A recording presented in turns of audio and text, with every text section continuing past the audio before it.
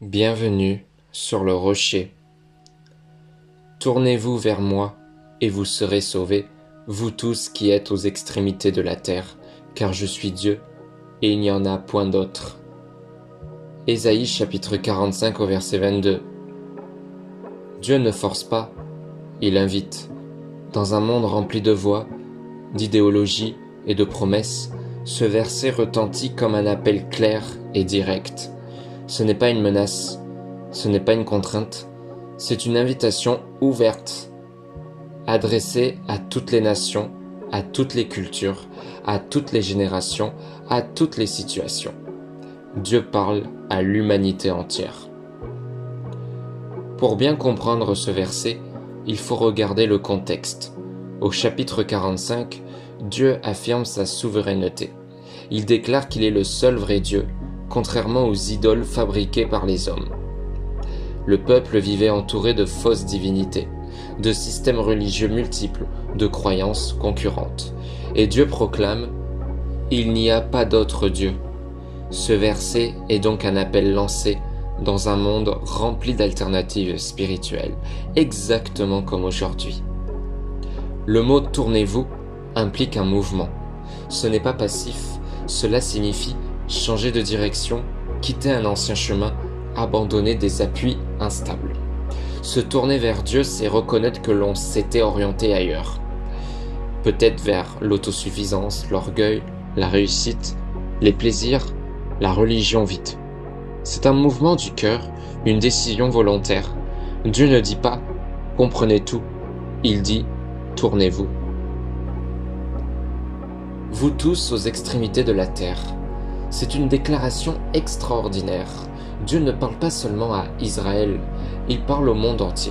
Cela révèle l'universalité du salut, l'amour de Dieu pour toute l'humanité, son désir que personne ne soit exclu. Peu importe ton passé, ton échec, ta culture ou ta distance spirituelle, l'invitation est globale, même aux extrémités de la terre. Autrement dit, personne n'est trop loin. La promesse est claire. Pas peut-être serez-vous sauvés, mais vous serez sauvés. Il y a une certitude. Le salut ne dépend pas de nos performances, de notre mérite, ni de notre perfection. Il dépend d'un mouvement de foi. Se tourner vers Dieu, c'est ouvrir la porte à son intervention. Le salut est une réponse à la confiance. Car je suis Dieu, et il n'y en a point d'autre. Ici, Dieu affirme son unicité, sa souveraineté, son autorité suprême. Dans un monde pluraliste, ce verset est radical. Il n'existe pas plusieurs sources ultimes de salut. Il n'existe pas plusieurs vérités absolues contradictoires. Dieu déclare « Il est la source ». Cette affirmation n'est pas arrogante, elle est protectrice. Car si Dieu est unique, alors il est stable. Il n'est pas en compétition, il n'est pas incertain. Pourquoi cet appel ? Parce qu'il ne prend pas plaisir à la perdition. Il désire la relation. Il aime ses créatures. Il veut restaurer ce qui est brisé.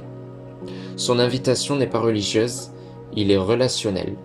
Dieu ne cherche pas des performances, il cherche des cœurs tournés vers lui. Ce verset est toujours actuel. Se tourner vers Dieu aujourd'hui, c'est lui confier ses peurs, lui confier son avenir, lui confier ses fautes, lui confier ses décisions et lui confier son identité.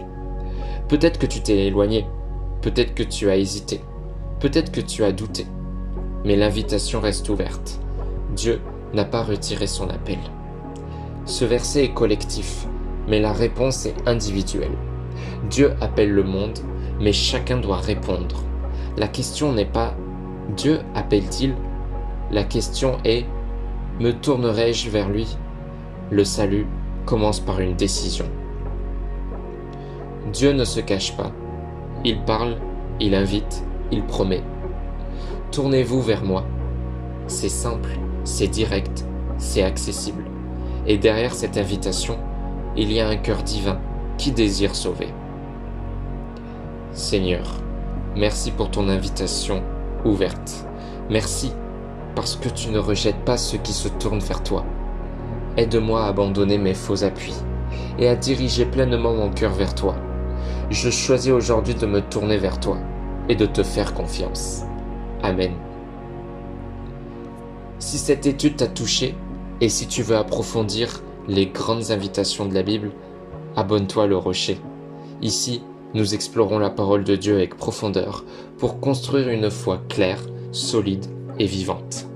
Active la cloche pour ne manquer aucune étude et partage cette vidéo avec quelqu'un qui a besoin d'entendre cette invitation aujourd'hui. À demain sur Le Rocher. Prends soin de toi.